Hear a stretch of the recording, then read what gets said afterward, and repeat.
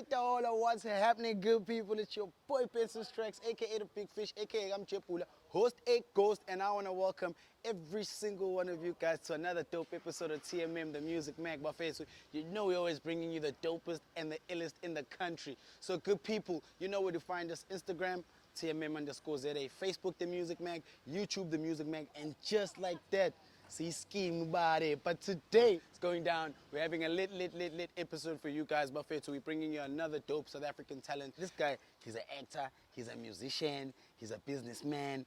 The list is endless, man. So when I say excellence, I talk about this guy. Buffet, so bring you the one and only, yes sir, Ukapatia from the back door. Yes, Nkuluma Sandile Mfusi. Good people, let's get straight into it.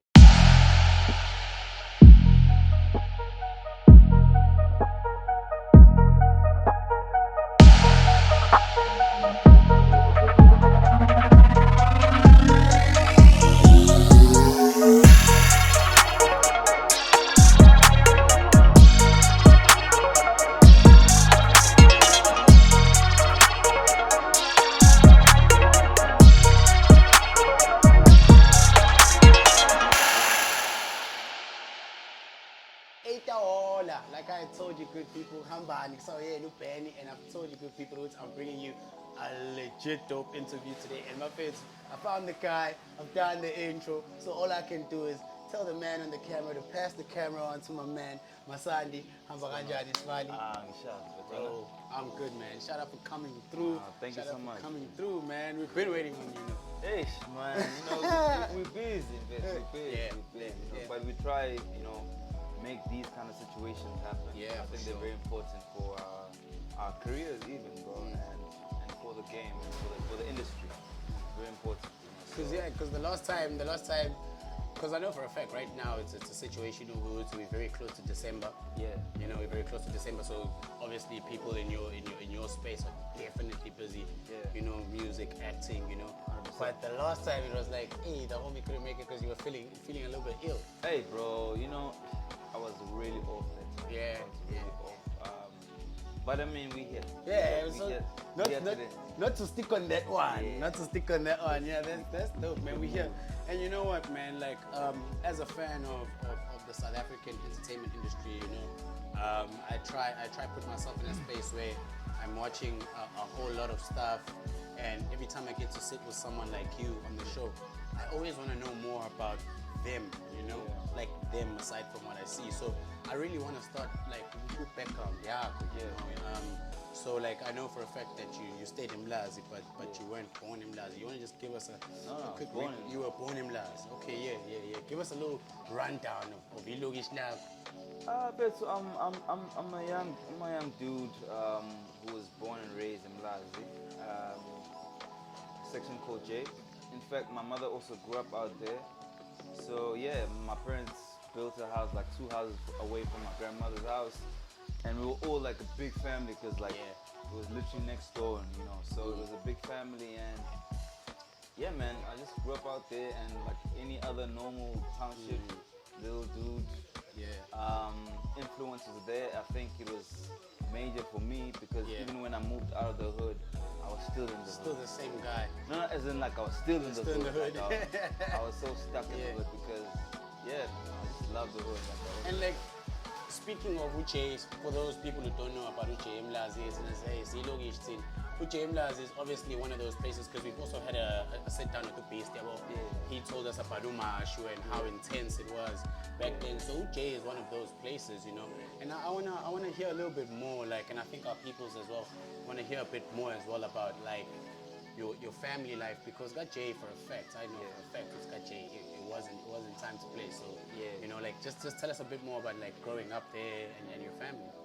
Hey, bro, to be real with you, it wasn't that bad for me. Yeah. So I come from a diverse family. Yeah. So for instance, my grandmother, when I was growing up, she was running like a bottle store. And it was like a famous bottle store in the area. Yeah. And everybody used to come there, so people used to show love all the time. And my aunt. Okay, so my father was Yeah. a cop, by the way. Oh, Get this story. I wanna hear so, this. so my dad was a cop, Yeah. and for like 30 years, and then my aunt was dating Iki. Oh, snap. Yeah, that's water and oil right there. So literally, like, bro, like this is real talk, no cap. Yeah. This guy, so they were like almost like engaged, but they weren't married. Yeah. Like, In the process. fat and set Yeah. type of situation. Fat and set, aye. You know what I mean? So, so dog, like literally, he'd come through sometimes with cars, and I'd see these things. I wonder why all these cars coming in, and they're getting scraped. Like, you know what I mean? Like what's going on? And shit. Yeah. Every time I'm at my grandma's house, like this weird stuff happening. It's but, like mechanics in the yard you know type what I thing. mean? Yeah. And I was really young, but like I could see, like, nah, something's not going right here. You know what I mean? So, you know, so yeah, like obviously I wasn't in danger because I feel like my family was so diverse and you know, the community liked our family. Yeah, yeah. And yeah, so my mom built a house like 2 houses away from my grandmom's house. And then, yeah, we were just the family that was out there, and the whole community used to really like us. And like you know, it's interesting for me. I wasn't expecting that your pops was a cop. First of all, you know what I mean. But like, cause even like during when I hear the story before I was born, Yeah. even during the times of like strikes, Yeah. and like they used to burn houses and stuff like Yeah, that. yeah, and all that yeah. stuff. My dad used to be protected because like they knew like this is a cop's house. You can't go you there. can't touch that one. So it's like, you know, so it's always Yeah. been like favorable thing to have. And like that's my thing, because like when I look at like how things are now with a whole lot of artists that come from the hood and musicians and actors or whatever, they never really stray away from where they come from and the experiences, you know. And my thing is, you said something about your influence, you know. So like looking at obviously what you've done, you know, in these past few years, bro, you know, I mean, you've done a lot, man. Like there's a lot of people in the city that know who you are prior, you know, the person that you are today, you know. So those influences, I say, look, Sheeny, like that, because those influences, like you say, you know, you think protection and you know, making sure that you're safe. Those influences, have any of them like resonated with you right now where you are? 100%. 100%. I feel like my character itself, it's where I come from makes me who I am, you know, and you know, I feel like even when I moved out of the hood, as I was saying earlier on before we started, it's like I always had the hood within me, and I kept going back and forth. And my family used to wonder, why are you going back like to where you? Yeah, you're supposed to be I dipping. felt like I resonated more with like people from the hood. Yeah. Like even in the suburb, I'd go to the nearest hood. like Where you can get your alcohol late after hours. Yeah. I mean, not that for me, but Not like, that for I you, think but that even situation, like yeah. with homies, like Yeah, we used to yeah. just kick it with. I related much better with gents from the hood, yeah, bro. Yeah. And I think also that helped me even in terms of my career, like in terms of my acting. Like if I had to refer to these characters from the hood, there's always these characters that I know from the hood that resonate I can to that. always that resonate to a certain character that I can maybe draw inspiration from Yeah. or something. And I always wondered, why am I so drawn to the hood like that? You know, because like my family was, I mean, they were okay with the hood, but I was like, yo, on the weekend, I'm going back. Yeah. I don't want to yeah. hang out here. Yeah. I'm gonna hang out. You back. feel like everything that you used to, or what is you is in the hood, yeah. And that's crazy, bro, because like when I obviously do my research, trying to get to know you better before we get to sit down, I obviously came across the simple fact you would see you were in a situation where you stayed in the hood, right? Yeah. You stayed in the hood, but you went to a school in the city, multiracial school, yeah. So you know what? I look at the hood that you come from, that you know, like for instance, like me, where I come from, there was always that thing. It was okay, you know, you're from the hood, but say, okay, let's just spontaneous. You know what I mean? That's You know always what I mean? there. Has that ever like kind of got you wavering between what person you want to be or the person that they want you to be? You know when you at the hood, when you're from the hood and you at these schools, it's multiracial and stuff. There's always a thing of judgment. Yeah. You know what I mean? It would see, you live with us, but you know you're with the white folks. Yeah. Okay. It's like, what? What does that have to do with me? Yeah. You know what I mean? Because my parents are working hard to put me in these schools for a reason, so I can get like a better education And a better life in general, yeah. For me, bro, I've never cared. I've Yeah. never cared what people think of me. I've never paid attention to it. You know,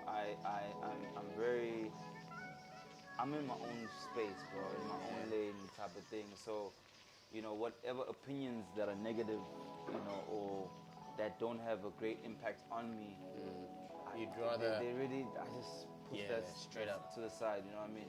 I like to focus on what I'm trying to do at that particular time. And whatever judgment that comes with, you know, I put that to the side. I put that to bed, bro. And you can't really take that with you everywhere you go. It's just too much baggage. Because I am what I am. Yeah, like, and that will never I can't change the family that I was born into. I can't change the way I look. I can't change. I can change who I am. Maybe I can alter my character, but this is me, yo. Like, I didn't say, Lord, This put is me what in I this need. family that can afford to take me to these schools, but I still live in the hood. I didn't choose that. You know, it's my parents that were ambitious, and they were ambitious enough to, you know, put me into better schools to move us out the hood. And you know what? That is very crazy because like even Beast was saying the same thing. Uthi, the protection is not necessarily Uthi, I'm looking out for you, but it's even just from the household, you know, the things that they do. But I wanna ask you something. You said something about like you can't really change the way you look. You know what I wanted to ask you, and I was never gonna ask you this until you said this, right? So the hood that you come from, like they got JFS, like everybody knows, you know. If you don't know, then you gotta find out, you know. go take a visit, you know. But have you never had the light-skinned nigga syndrome there? Come on. I had to. That's why I said I was never gonna ask you that. Was it never a thing though? It's always been a thing, bro. It's always been a thing, and it's so messed up. It's like, it's the most stupidest thing, you know. And I feel like it did affect me when I was much younger. Yeah. To a point where, like, when I was like really young, like maybe just before my teens, or like maybe up till 15. Yeah. I always wanted to be darker, bro. I literally wanted to be this. I wanted, like, I was. You want to be slightly darker, I man? wanted to be just darker, just. Lord, if you just make me a little bit darker. Yeah. Because I've always felt like I wasn't, like, I wasn't black enough, or I wasn't good enough, or I wasn't, like. Whatever they had kind of expected. When I actually got the call, we're doing an interview, and I'm like, okay. And I think, in fact, that's part of the reason why what kept me in the hood. Yeah. If I think about it now, it's like, I feel like maybe there was a level of trying to prove yourself. You know, if I put it in a way, I don't know, maybe because I was young, you know, when you're a kid, like, why are people thinking like I'm soft? Like, and I used to get into a lot of fights. Because of that, because you had to kind of like stand your ground. Like, no, I need to stand I need to show, I'm gonna show these MFs that, yo, I'm that dude. I'm that dude, don't mess with me, So it's like, okay, cool, it's fine, then I'm gonna prove myself. But it's youngin' mentality, like when you're young, you just want to be the cool dude, and you always want to be like, I think as a youngin, you always want to be shit in a light that's dope, that everyone's gonna say, he's the guy, you know. But like with things like that, like for me, like I was a big kid. For y'all that didn't know, I was a fat kid, right? So like I know exactly what that's done for me. But I wanna ask you, just because I know it looks shiny, that light skinned nigga type shandisi goes a long way, and it can be misinterpreted. But for me, like as if you're soft or something. Exactly, like automatically, like, it's dude, like just because I'm just a bit lighter, don't mean that doesn't automatically mean that I'm soft. And that's the thing. There's this thing you're going to say, okay, light skinned guys, but like I feel like thinking like back, like in my own situation, like I said, I was a big kid, man. But Yeah. I think having to prove myself all the time kind of created a stronger character than what I would have been without that. You know, obviously it's the unknown, but like that's just how I feel. Yeah. Do you honestly think we would see that treatment just because of your complexion and the ideology of the hood? We would see what's what. Has that made you a stronger person? Has that kind of developed you into? I think it has. It makes you grow thicker skin. Yeah. I feel like it makes you, even mentally, just a stronger person. Just, you like as I was saying before, Wuti, I'm grown now. Yeah. And like anything that's negative that doesn't add value to my life, put that to bed. Yeah. You know what I mean? Like I'm like, yo, this is what I'm doing. What you think or what you have to say about me, that's not making any difference in my life in a positive way, then yo, get to bed. This is where I'm at. Yeah, And I feel like looking at everything you've done and the characters that you've played, you know, you're Alboni Logish, you know what I mean? You're Alboni Logish, and you do it so well that I had to go through my research to understand. It's like Domchita actually knows this type of character. He knows these people, you know what I mean? But then where I get a little bit like tripped out is where I find out that you actually started singing in school or in church. In church, obviously that would have been like school days, you know. Yeah. So like, how does the whole church thing work in your family? How what was the influence? I was very young, bro. I was very young. I don't think I was 7 years old. Yeah, I was very young. So, as I was saying, I come from a very diverse family, and my family was big on church, like especially my mother. Yeah. She's a pastor. Oh, So, snap. my mother's a pastor. So I think she wasn't a pastor when I was young, but there was a lot of influence, and I was that kid that was always maybe humming in the house or just singing something. Yeah. And I think it got to a point where she was like, okay, cool. You know what? This Sunday, You coming with me? you're gonna be humming or singing whatever you've been doing the whole week in front of the church. Yeah. No, no, you're gonna do it. Yeah. It's okay, don't worry, just do it. Okay, cool. And I was kind of forced. Yeah. How's the pressure when you get forced like that? No, bro, I was a kid. I was scared. I was like, okay, I cool. can imagine, bro. But I was like, okay, cool, okay. She said I must do it, I want to do it. So, yeah, man, like I did that. And to my surprise, it was like, yo, the whole church, like, ooh, standing up. And they took it in. I was like, whoa. I was like, hey, hold up. What just happened? I can sing? I can sing. Yo. That was your confirmation, I was like, oh, I can sing. You know when it's your family, it's like, you can yeah. You like kind of like, okay, ask my mom, she gonna say that, yeah. Bro. But when it's the whole community, And I mean, when you're young and at 7, it's like when you actually sing and you get people to stand up, I think that does something to you. Yeah. So, and then I continued, obviously, primary school, I was still singing, I was still that guy singing. Church, I was still singing. In fact, like I was in the choir at like probably by 11 or 12. Yeah. I was in the church choir. Straight up in there. Church choir, like because they saw like, okay, this guy needs to be nurtured, and like one of the best places to nurture whatever talent that you have, for me, was church. Yeah.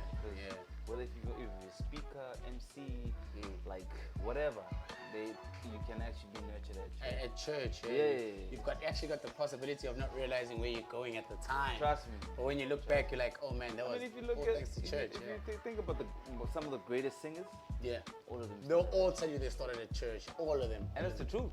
And it is the truth. And you know what I was saying? Like, I was thinking in my head, I was like, I like these church questions for me, because obviously it's what I do on a constant basis, is obviously try to find out information about people. But a lot of people come from these backgrounds where moms was really serious about church, or dad was, or whatever, But my thing is like, I feel like we don't actually realize how many talents are picked up in church. Because one will tell you, Hey, Angihlabelele, bro. you know what I mean? You know what I For mean? real, And for real.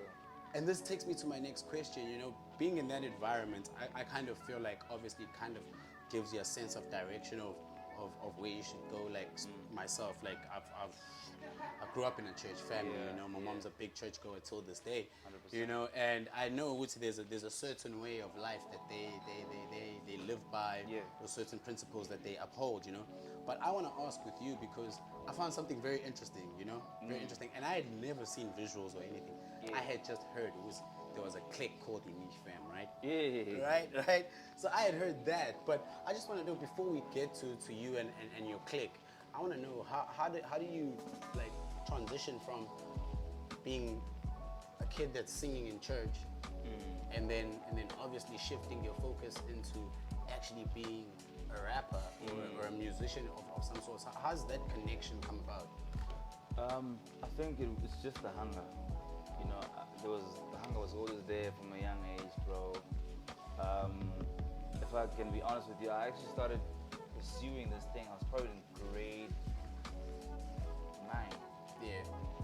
Well, actually, I think I need to, like, by the time I get out of high school, I need to be like signed or something. Yeah. That's how far I go. To a point where I'm getting to your question. Yeah. To a point where I actually wrote Oprah You wrote an Oprah. email. No.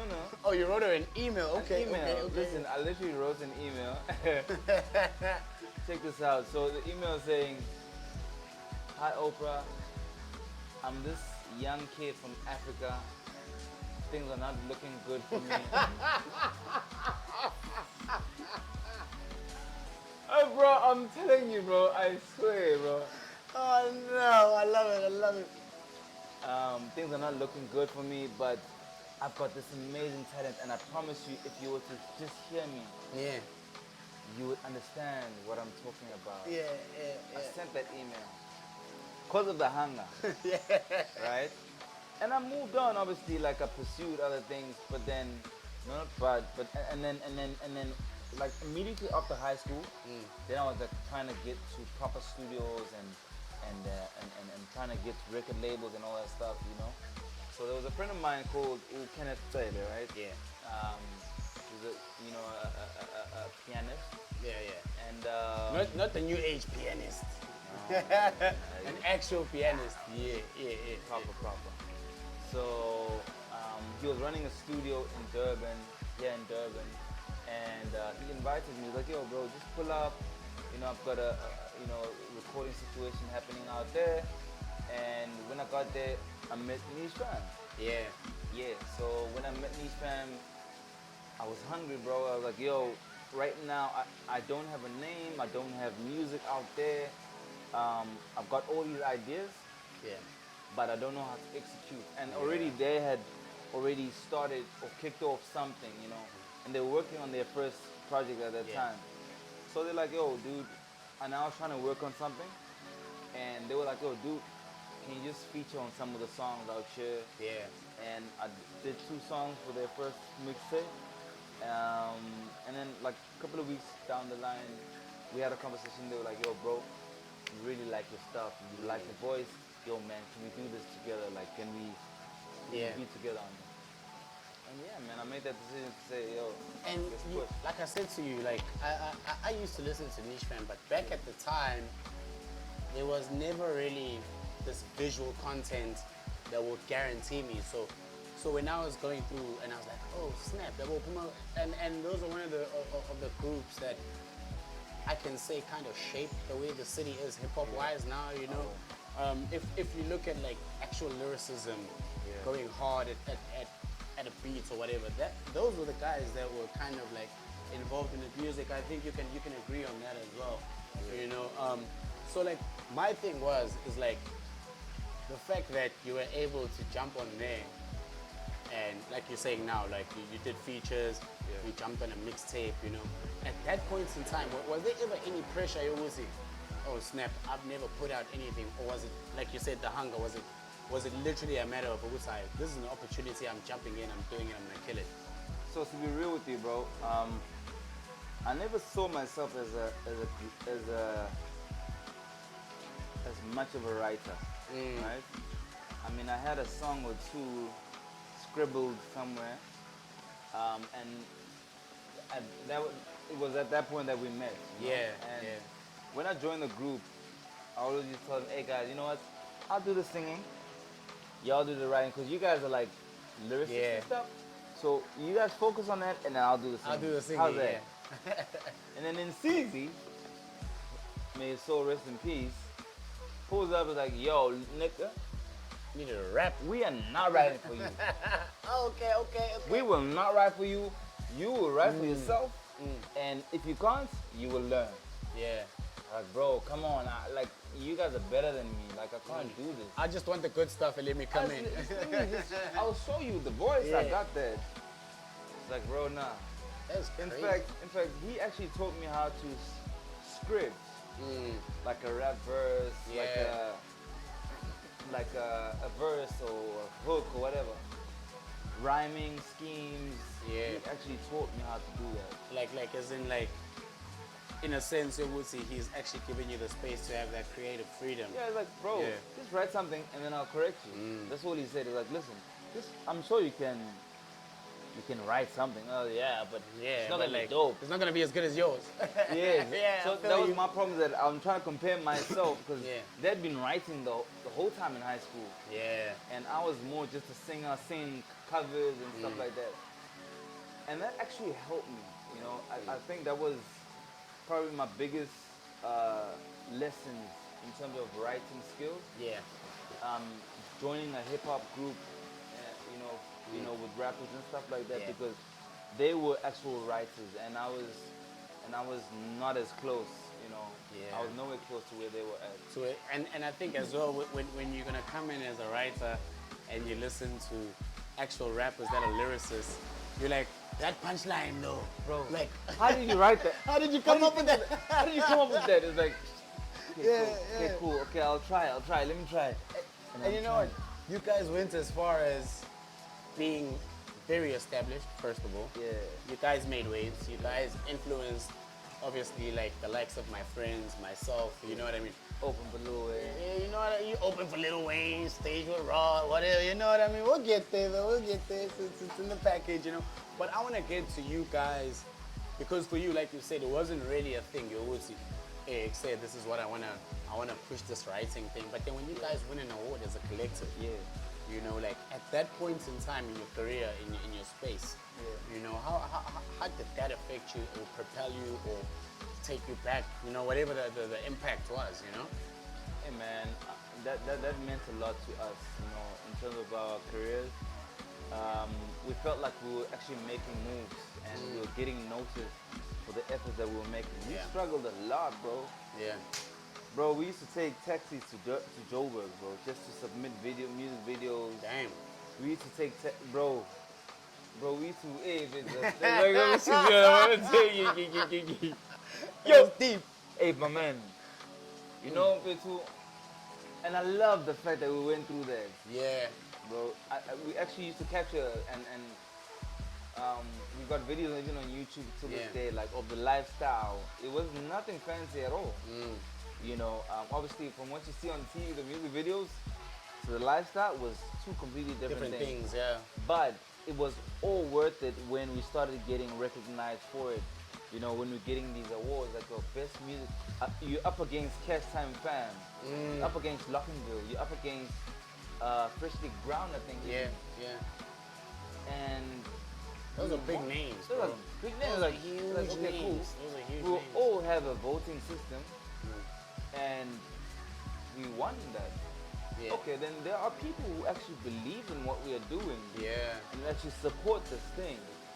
So that made, you know, a statement for us. You know, which, okay, this thing is worth it. Yeah. You know, and we are doing something about, you know, with our talent. and stuff. Because like, if I listen to like the type of hip hop that was out there back then, Yeah. it was a very straightforward type of hip hop. But with you guys, it felt like I feel like you were one of the first few groups that could infuse the singing with the rap. Yeah, yeah. You know what I mean? You could infuse the singing with I the mean, rap. there's Squatter Camp. Yeah, Squatter Camp. You see, the thing is with Squatter Camp as well, like for me, like Squatter Camp is such a colossal type of Yeah. brand. They're like a beast. You know what I mean? Like like when you talk about music groups, you can't leave them out. But with you guys, with what you guys were doing, with what you had, like you said, you guys had to take a taxi all the way to Joburg. Hey, Yeah, dog. you know what I mean? Couple of times. A couple of times, you know. But then after that, you guys obviously opened for Lil Wayne. I can only but imagine. Yeah. You know, can only but imagine. Did you guys ever get a chance to meet Wayne? We did, but it wasn't something official. You know. Yeah, it was. You know, Wayne was in his own space. You know, he gets to the backstage. We were chilling at the back of the opening up. Yeah. And yeah, man, he pulls up. You know, he has no time. Yeah, I can imagine though. You know, it's just a young dab. Those dabs, which is not an official thing. But yeah, man, it was an honor to be out there and to That's the thing, like meeting Lil Wayne, but then we go a little bit further. Then you push your solo career, yeah. right? You start pushing your solo career, and your solo career takes you in a direction where you meet the one and only Mr. Cash Time, Mr. AKA Standard Republic. Yeah. Shout out to KO, you know. You guys make a smash hit. Like even to this day, like I still remember hearing a set from the boy music. He actually had that song in one of his sets, you know. And to just think how much of a classic that song was. Yeah. Just take us through how it all began to the actual classic, you know. So, there was a time I was presenting, anyway, and I was trying to push that, and that's actually the first time I met, off topic, I met Trey Songz. Oh, okay, yeah. So as I was pursuing that presenting career, we were doing a show, I think it was Pop Bottles, Yeah. and then I got to interview KO, right? So interview him just after his performance. And then I rock up, I get to him, like, and we have a little chat. And I was like, yo, bro, by the way, my name is what? He's like, yo, dude, I know you. So, okay, so where you know me from? He's like, no, Smashes is always talking about you, and he plays me some of your stuff. I've heard your stuff. You know, it's pretty nice. I was like, oh, thanks, bro. And the conversation basically ended with, yo, next time you're in Joburg, pull up to the studio, let's work, let's see what we can do. The gates are open, let's do it. I'm like, oh, nice. To my surprise, in like a week or two, he gives me a call, yo, dude, I'm working on an album, it's kind of Republic, and there's a record that I need you for, like, you know, can you come up? I said, yeah, bro, let's make it happen. I was like, cool. And then he flies me up to Jersey. Yeah. Go out there, bang the track. Yeah. Clean. Bro, till this day. Clean. Till this bro, day. I had a whole, bro, the Till way this day. I was so hungry. I had a whole verse and a chorus for that. You were ready. Yo, when I was ready, I was like, yo, what time is it? Yeah. This is about time to get it. Yeah, it's about time to get it. Yeah. So yeah, we worked on it, you know, got that done, and after the session, he was like, bro, by the way, you know, me and the gents have been talking, you know, we've been watching you move, we've been just, you know, stalking you. Yeah. And Low key. you know. Yeah. And we like what you're doing, and you know, we really think you'd make a nice fit, you know, for this label that we're pushing right now. Yeah. And yeah, for me, I was like, yo, okay, cool. Let me go back home. Let me, you know, give it some thoughts. Yeah. And then let's make it happen. You know, I'll decide, and then you know, whatever I decide, then we'll take it from there. From there, yeah. So yeah, man, that's how the song came.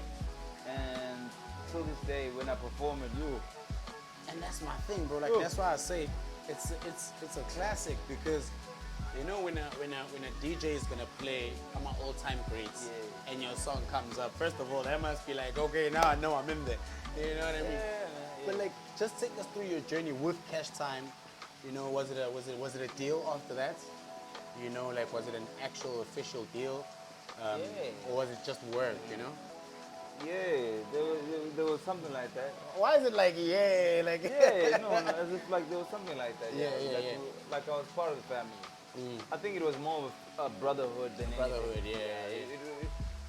You know, it's more of of let's see what we can do to assist each other to better ourselves to go forward, rather than saying, "Yo, you assigned here." It wasn't. No, it wasn't like Shook Night type vibe, like you gotta be in the studio from 7 to 4 type thing. No, it was very chill. Cause I mean, I'd work even in Durban, just send things or from Joburg remotely. Like it was just chill. It was very chill.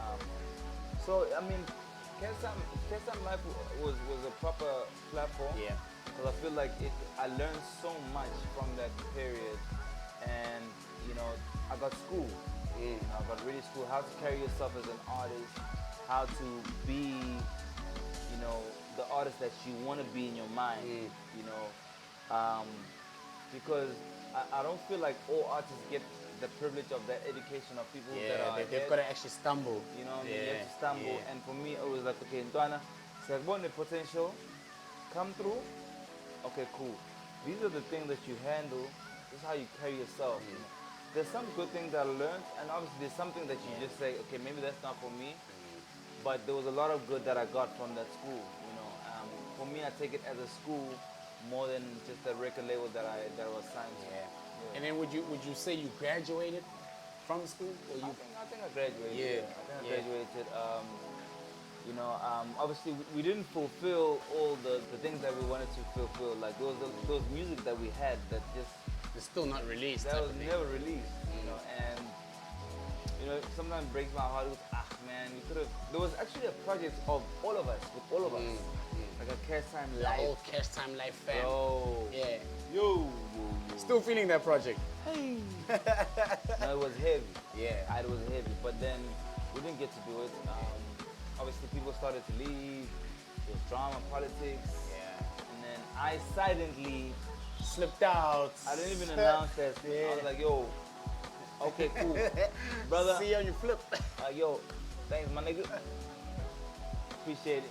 I think for me, I didn't need to, you know, announce that stuff because I feel like I was given an opportunity and a platform to better myself. Yeah. And nationally, I wasn't known. If you think about it, like I was just a Durban cat. We all knew you in Durban though. You feel me? Facts. But that platform, he pretty much gave me the Door key for to you, open the gate. You know, so you have to be appreciative of that. And you gotta I'm take that it in. cat. Sorry. You gotta take it in. Yeah, you gotta take it in. So I was just that humble nigga who was like, okay, cool. You know, I see things are messed up right now. You know, I don't want to announce it. Let me just step aside. You know, it's all love. Let me try to do my own thing. And that's when I started my solo career. And it started actually being a solo career. Yeah. But like, I want to ask you, like, with the Cash Time, there was so many talents on that roster. You know, like there was a lot of talents, man. I'm talking Mark, Zabo Mosley, My Easy, and Ozinga, so on and so forth. You know, there's a lot of that we can name. You know, but when it was Cash Time, fam, there was this thing you would see. Like for Marx, for instance, the group. So right? there was Cash Time Fam, Yeah. and then it was Cash Time Live. Cash Time Life, yeah. So Cash Time Fam was the extension of the Cash Time, okay, right? So my thing is like, there was this thing, it was okay, all these people are signed to probably the dopest rap group at the time because they came out with the One Chance and so on, you know? But the thing was, like, for me, like, I expected a lot more from Umags, for instance. Like, just for instance, like, Umags was a guy that I was like, I still want to hear more of his music because I think he's probably on par with the best rappers in the world with his lyricism and stuff, you know? I'm pretty sure Marx has got like, I don't know, maybe over 100 records that are just crazy dope, that are just out there chilling, bro. I feel the same. Yeah. You know, I feel like there's so much music that I'd love to hear from him. And hey man, only time will tell. I'm not sure. I'm not sure what he's got planned. I haven't spoken to him in a while, but I'm sure he's gonna be releasing. Bro. Like, there's so much going on out there. But that's my thing. Like, there's so much that we can touch on. But like with the Cash Time Fam thing, I felt like, and I think it even came out in the media saying, so it's okay, the lack of work, you know, like, what for you was it that? Because I know for a fact, being in the studio, we can make 100 songs, man. But like, if the time is not right, if the strategy is not there, we can't really drop the music because we'll be falling on deaf ears, you know. What was it with Cash Time that made people like Mugs not drop as often as we had expected, or Kid X, Bapume, be one man under, you know, all those things, you know. It's a very political question, and I don't really like answering those kind of questions. I always try to shy away from them. Yeah. But to break it down simply,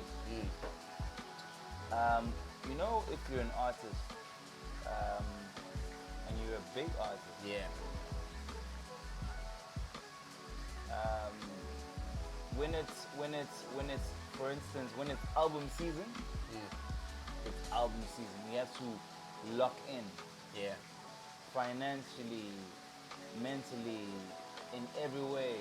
You know what I mean? And it's for you to split yourself in half or in different Yeah, and threes, fours, or whatever, yeah. it can't happen. Yeah. You feel me? As much as you need a big team for that to happen, because that team fulfills, you know, your vision that you have for all these people that you have signed. You know, you feel me? But if there's like 2 or 3 people, you know, it's tricky. Yeah. It's tricky because also financially, That's where the jump is at, yeah. how much is a music video? A decent one, talking about 30, 40K. Easy 30, game. 40K. How many artists do you have? One. Then you got your Mugs, you got your Masan, you got a Kid X, you got a Namuzi, you got a VG, you got a Mai. These are all big names You as got well. yourself. Let's say you got 7 artists. Yeah. Times 40 by 7. Somebody do the math. But it's a lot of 7, money. 14. That's 20. That's 280. That's Yeah. 280K. Yeah. That's one music video for each. Too much. How many music videos do you need to drop a year? Per Let's say artist. maybe 3. So you Times got- that by 3. How much is that? 2, 4, 6, 80, 8, 16, 20, 24. That's what? 840 K. K. Just for the video So alone. okay, let's just say you're spending $1 million on just music videos, you know, and then that's just the beginning. Then there's the PR. Then there's the plugging in. There's so much more that goes. Bro, you're gonna be spending like minimum 2 mil. Per artist. No, just to try and service these people. Yeah. Just You know- as minimal as you can. Bear in mind, you're the cash cow. Also, you got the biggest song. You got a cara, and you the one getting the booking. Yeah. You feel me? You have to pay salaries for all these people that are working for you. You feel me? How much are they getting paid, these people, a month? Clean, maybe 25 stina, 30 stina. Just. You've got To maybe be young there. 5 people that you have to pay for. So that's like, oh, damn it. That's like, What is the money? and literally, I mean, yes, people are bringing in money, but you the one who's actually bringing the most money. Yeah. Then you start looking at like, shit, I actually can't, like, I've got an album, I have to push this album, You it's got, focus on. and it's got fire songs. You have to prioritize at the end of the day. And it's not selfish, like, you have to be selfish in a way, but not I got it. It's like, it's business. Yeah. Business, simply business. Yes, I have a vision for all these people, and it comes from a place, from a good place. And that's what I feel like most people don't understand. Imagine, put yourself in those shoes first. Where you've got to actually financially make sure Yeah. that everything is stable. Before you even say, okay, cool. But it goes way deeper, bro. I don't want to go too deep. I I just feel want to give you like a surface understanding of- what's okay, cool. So it's basically one of those normal situations where it's the people that aren't involved don't really know what's going on type of thing. You know what I mean? Yeah, man. Because I've never looked at it like that. It goes deeper, bro. I've never really looked at it at how many artists were actually signed at the time. Yeah. I never looked at like you've just like broken it down for us, where you know we're looking at a whole lot of things, not Yeah. just the music video, not just the PR. Yeah. It's actually a whole, It's a lot, bro. it's a whole package type of thing in order for people to actually receive the product. Yeah, there's a lot, bro. So if you have a career going on, Yeah. bro, you want to see that career flourish, you know, and you have to put money behind it also. All the time. And All the time. I would say it takes at least $1 million to break an artist Yeah, break them properly, through like into to make a superstar. If I have a budget of $1 million, trust me, I can make. If you have good music, you have a good talent, you got a good image, everything is set. then the budget. If I have $1 million, Yeah. I'll make that $1 million back. Best believe, bro. Because that's Best business. You gotta make the, you gotta get a Best return in the believe, investment. bro. Best Yeah. believe. I know artists, big names, that when they started off, venues or rather events were paid for those artists to be booked.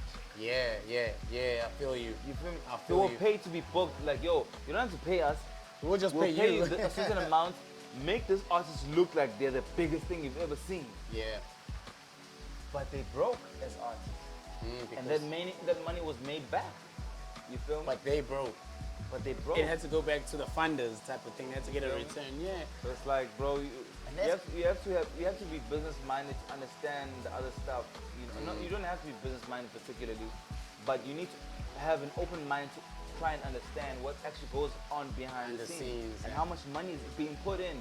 For these things to actually come to You're fruition. on Yeah. TV, you're on radio. How do they do that? Who's paying for that? Like, how much is it? You have to know all those And it's questions. and serious figures as well. It's serious figures. But like with your experience, right? And I love this next phase of your musical career, man. Warner Brothers, right? Warner Music, Yeah, Warner Music, yeah. Obviously, it's an extension of Warner Brothers, right? Then you move into that space, man. Yeah. You know, you work with a brand that I think resonates with every kid, with every adult. You know, how has that experience been? You know, and how has that kind of like stepped you up to the next move that you have planned that we don't know? You know, like how influential has that partnership been for you? It's been good. It's been good, bro. There's obviously the pros and cons in a family of that magnitude.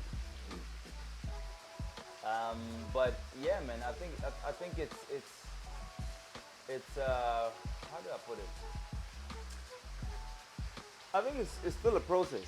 Yeah. You know, it's a process we're building. You know, and as we're building, you know, we are getting to learn each other, and we're getting to unpack what the journey has in store for us. You know? Yeah. You know, I think the idea was always, you know, to create an African star. You know, and I believe I'm an international star, bro. Yeah. Like, you know, I've always seen myself as that. Not to Yeah, like put it like as a put chip it, on your put it shoulder. like that, yeah. but like I know what I deserve. I know what I'm capable of, and I And the know self-belief. I know I can represent the country in the best way. You know, I feel like I do have the talent. Yeah. I have what it takes, and hence why they believed in me, and that's why they brought me in, and I see bigger things happening in the near future. So it's going pretty cool. It's going pretty cool. Obviously, there's certain alterations that we just currently working on, but we To create what you guys wanna. trying to create that, yeah. Because like, bro, like your challenge, I mean, as an outie from this tower, you know, who's in and around the city, man. It's I've come across a few artists that have done what you've done, but the thing is with you, like, which makes you like super amazing, and I think what makes people from the city resonate with you as well is the fact that you didn't just stick to music, you know. You moved into the acting space. Now, I think the acting space is where we get to kind of think we know you, because I think from Ikesh Time Fam, it was a more of okay, there's a new homie out, this new kid is killing it. But then you start acting, but your roles and the shows you've been on, bro, like, to me, I'll say big ups, man. Those were shows that I know in my household, it's either catch up or they're watching it on Yeah, time. yeah, You know what I sure. mean? They're watching it on Definitely. time, you know. But I want to just go back to a very interesting role that you played, and I enjoyed.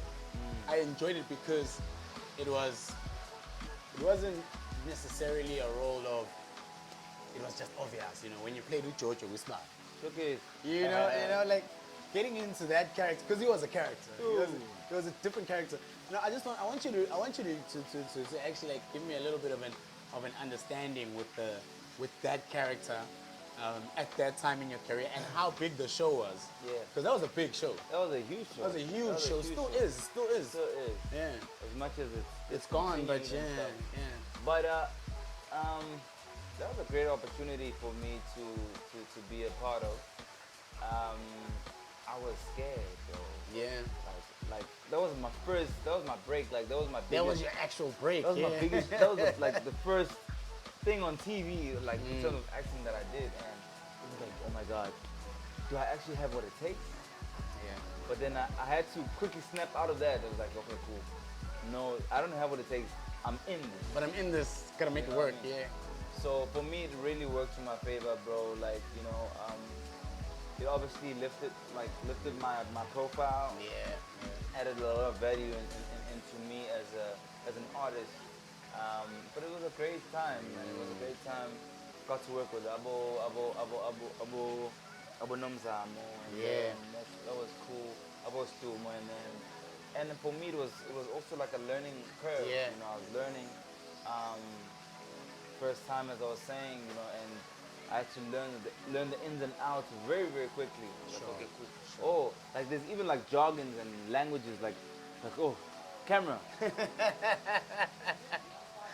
Okay. you think you And it's like, okay, cool. This is it. this is it. This is This like is they're not, ready for this me. is not audition no more. No, this is, yo, The real thing. you gotta kiss this girl now. I'm like, and you know, I'm going in. and you know, no Mzama, Hey, bro. Let me rather not comment. she's something. She's a flame, bro. Okay, Flame. okay, so I'm the cool guy now. Like, whew. Like, oh, let's get it. You know? Oh no! And Can it's you so imagine funny, bro. that? It's I so can funny. only be in your imagination. And it's right so now. funny, bro. Like every time, like Mbele Kai, no Mbele Kai, it looks hip as. Hey, I'm gonna get it. You really kissed that? You really kissed her. It's not CGI or anything. Like, yeah, what? Oh, now you playing that card now. He's playing that card now. How was it like? He said, how the lips? Eh? And I'm like, hey, just come on, guys. Yeah. And I always used to get this question. But anyway, it was such a great experience, man. Yeah. Like, I always find when I'm in these situations where I feel like I don't know as much as I'd like to, I always take it as a learning place. Yeah, like as yeah. a learning place. Okay, cool. I need to sponge. Everywhere, everyone. Okay, cool. Okay, cameraman, I need to learn what you're doing. I need to learn what you're doing. Lights, the jargons, everything, you know. So Yeah. all these characters it wasn't just about the character itself, it was about the entirety of the production. Of the for me, production, yeah. And I think that's what also gave me growth in terms of my acting ability. Bro, when I look at my acting back then now, I'm Compared like, to now. yo, I'm like, Kind of cringe. It gives you a oh, cringe. like, oh, sometimes. like, what are you doing? Because I'm such a critic of my own work. Yeah. Which it should be though. I'm as the an worst, artist. bro. Yeah. Like, Ututoga would tell you, bro. She used to complain all the time. Yeah, Nonga from Yeah. Kuza. She complained all the time, bro. I was like, dude, relax. I'm like, no. It was supposed to go this way. I could have done. No, relax, bro. It's gonna be alright. No, It's gonna be alright. I'm relaxed, but Yeah. because I know in my mind that I always want the best out of the scenes. I always want the best out of the scenes. And the product in itself. You know, so yeah, man, I'm such a. It's not. I don't know if it's good or bad. I am a perfectionist. Yeah, You know, I always try to make better. do better. You know, that's my whole. And it's funny because you mentioned, you just mentioned the Nonka. It's like this guy's like reading. I don't know if you've got, I don't know if you're reading through my questionnaire, but I want to go into Uzali. Yeah. Right. So you play a character that for me is completely different from Ujojo Yeah. and the characters you played in the movie that you starred in, and the other shows that you've been on. You know. But like getting into that character, Ugwanda himself, you know. I think all of you guys that do watch the show know what type of character he is, you know. Just give us a break. A pastel, it's not to like, you know, it's not to, you know what I mean. But like for me, I want to ask you, like, how do you go from yourself? And it's not like a movie, because a movie you're one time preparing for a character, but whereas it's a series, it's constantly, you actually have to kind of be able to switch from character to character. You being yourself, being the one, you know, yeah. So Ugwanda, that particular character, right? Yeah. Umchitaka Nonka, right? So that character, like, because of who he is and obviously like the person that you are, you know, are there any similarities, and what does it take to prepare for a character like that, you know? Well, I did a lot of prep for that. In fact, I used to watch a lot of Denzel. Yeah. Like I was watching a lot of American Gangster. I was watching a lot of Power. Yeah. I was watching Superfly. Yes. You know, Dope movie. Dope movie. And these were characters that I pinpointed, and I was like, okay, cool. This character that they're looking for, I want to take from each and every of these characters and a bit of all of them, yeah, bro. And I think I took a good month just to study mannerism and being more of a charmer. Yeah. A dangerous charmer. Yeah. Being able to kill without being noticed that you're about to. Yeah. But you know where the danger is? Where's the danger? Tell me where the danger's at, bro. No, man. No. You gotta tell us now. No, man. Chad, he's gotta tell us now but where the danger's at. You don't get it, though. You don't get it. I still wanna get it. I wanna get it. I'm referring to the meme. Yeah, I know, yeah. I know. I wanted you to play that and put it there, you know, like blatantly put it there. Yeah. So man, like I prepared for it, and I feel like I was a bit bored in the beginning because I was like, oh man, I can't wait till we get to the meaty stuff. So when I auditioned, basically, I auditioned for the character that came in the latter parts. Okay. So when I auditioned, it was that guy. But then when I started off like the playing the actual role, like, okay, cool, like. This guy is just a lover boy. There's no signs of him being like. Yeah. Like, oh, okay, we're building. Okay, cool, sharp. And obviously, we had to do that for people to fall in love with the guy. And like, okay, cool. Elum Chitapet is perfect. Oh, man, like, this is the one. Yeah. So you funny than a money fish. Yeah, one and the same thing, you know? Candy, so it was just a nice process. Also just to see it unfold and people's reaction to the character. It was really. And it's crazy, bro, because when you look at the whole character in itself, man, like Ugwanda, like you say, went from a person that people were like, okay, shit, you know, we love this guy, lover boy, you know. But then obviously it changes in the future. But I feel like a little bit of this is kind of like speckled into your reality, you know, because the girlfriend in the actual series, right? So apparently you and her, you know, are like deep in it. You guys are serious. Me, I'm not about games. I'm gonna ask you straight up. What's going down there? Is it facts that you two is like, are you guys smashing? Are you two together? What I'm saying is, that's what we read in the media, man. And you know what? Like you're a big brand, bro. Like she's also a big brand. The show is a big brand. So we need to know whether it's a publicity stunt, are they smashing, or are you guys together? What's the story? Guys, I don't know. I I don't know. love that. I love that look away. No, I know people Yeah. are talking out Yeah. there. I was checking. Yeah, yeah. Nothing going. What's up with that? Though? What's up? No, with we that? just homies, man. We homies. We good people. There's great energy. Mm. Um, yeah, there's nothing like that of Yeah, that sort. nothing of that sort. Ah, bro. Okay, so just tell me. I think both of you know of the article that put that out there. You know what I mean? Yeah. Both of you know about the article. It's not the first. Yeah, it's not the first, but like, what's? Listen, put it like this: for a hypothetical scenario, you guys first meet after the first article or something like that. What's the vibe like? Is it awkward or is it like, hey, it's cool? Okay, I want No, to see but lab. literally, she called me also. She's like, yo, hey, dude, I just got caught by this, this journalist.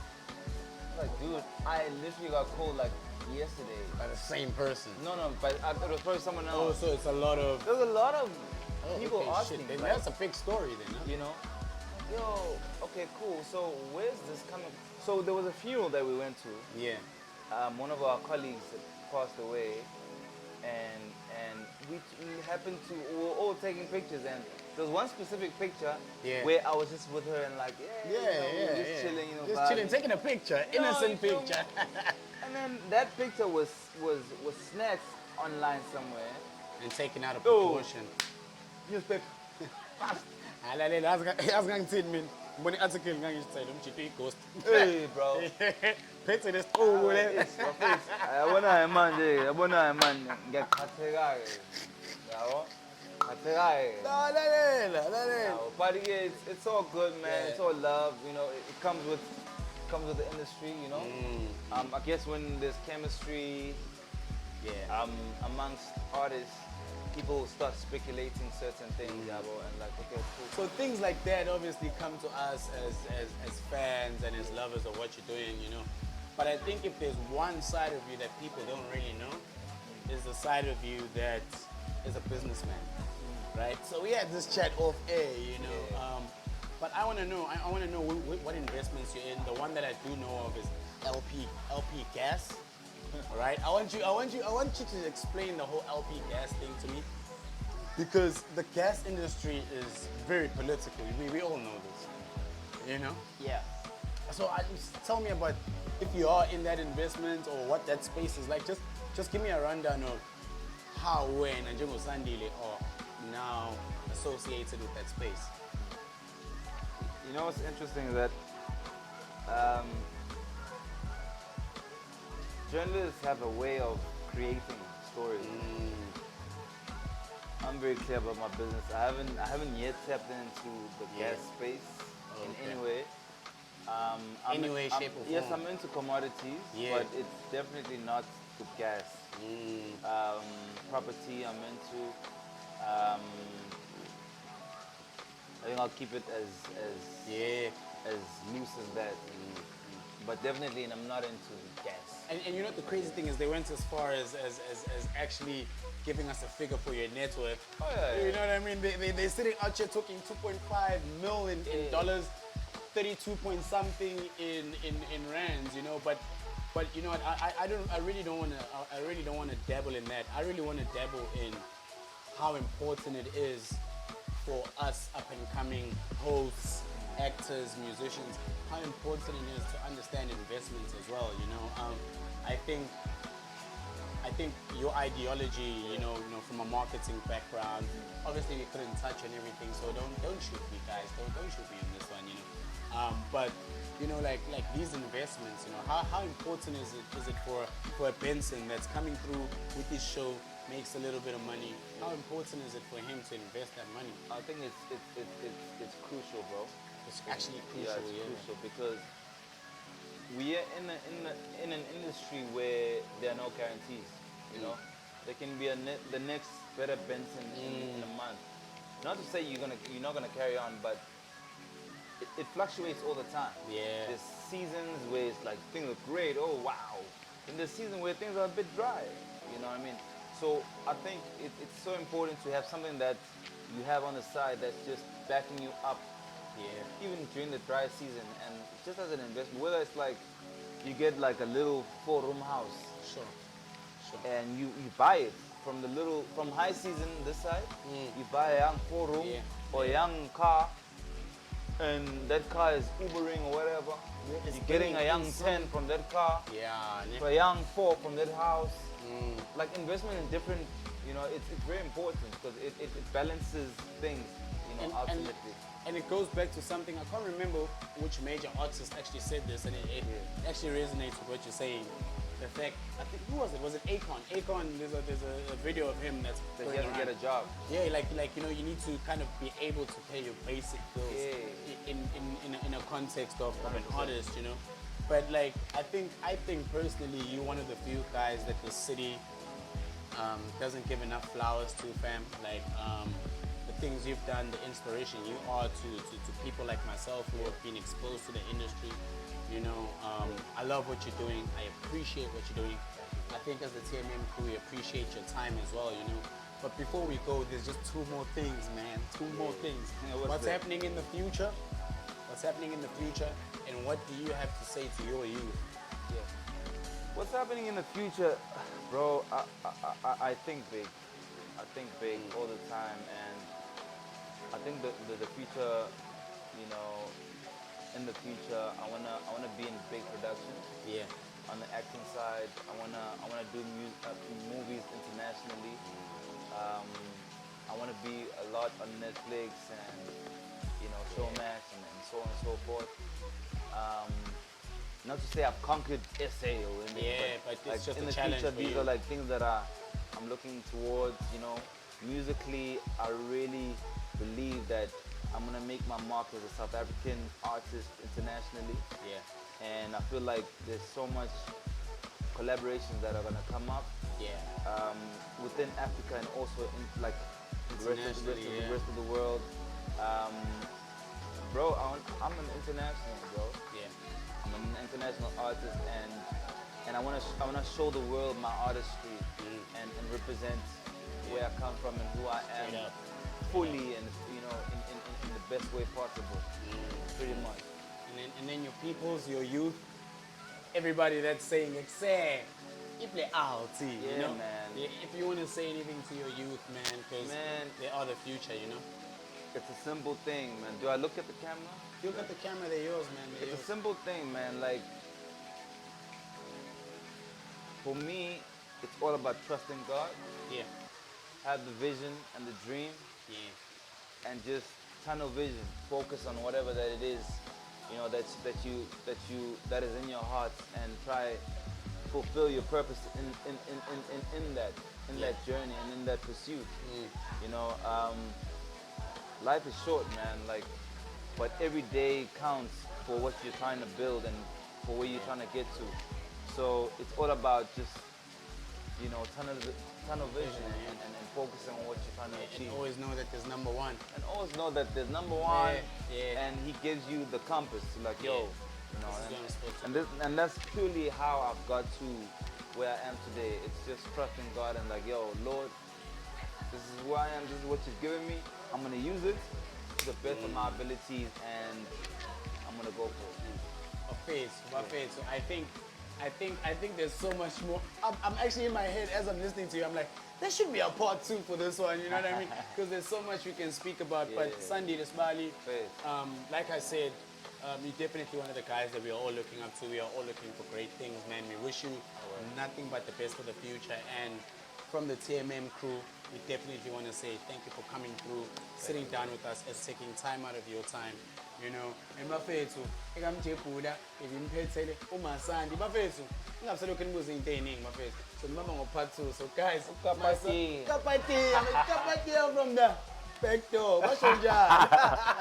Bafethu, Masandi and myself, we're gonna dip. But I do want you guys to enjoy the next music video, and don't forget to check us out on Instagram, TMM_ZA, Facebook The Music Mag, YouTube The Music Mag, and just like that, sis Kim's body. So excited. So nibamba ngespin and enjoy our local music.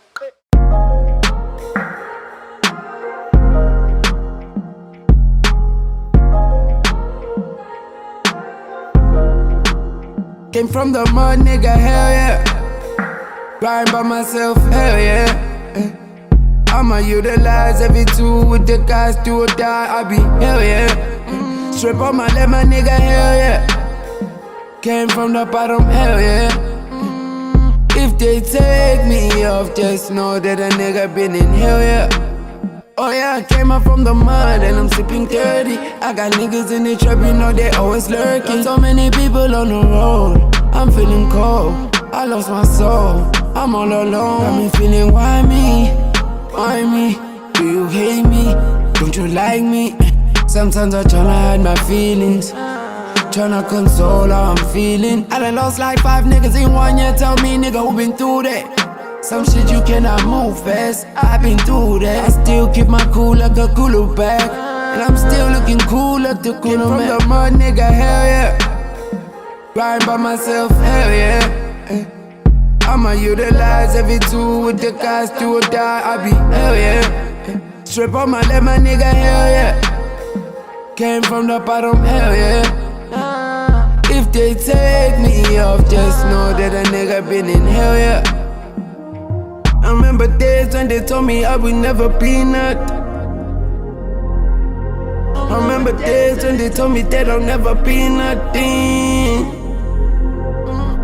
Now I'm in the hood and I'm really tryna kick it. Bags on me different, niggas out here with it. I'm sipping this lean and promethazine, and I know it's killing all my kidneys. From the mud, nigga, hell yeah. Riding by myself, hell yeah. I'ma utilize every tool with the guys do or die. I be hell yeah. Strip on my leg, my nigga, hell yeah. Came from the bottom, hell yeah. If they take me off, just know that a nigga been in hell yeah.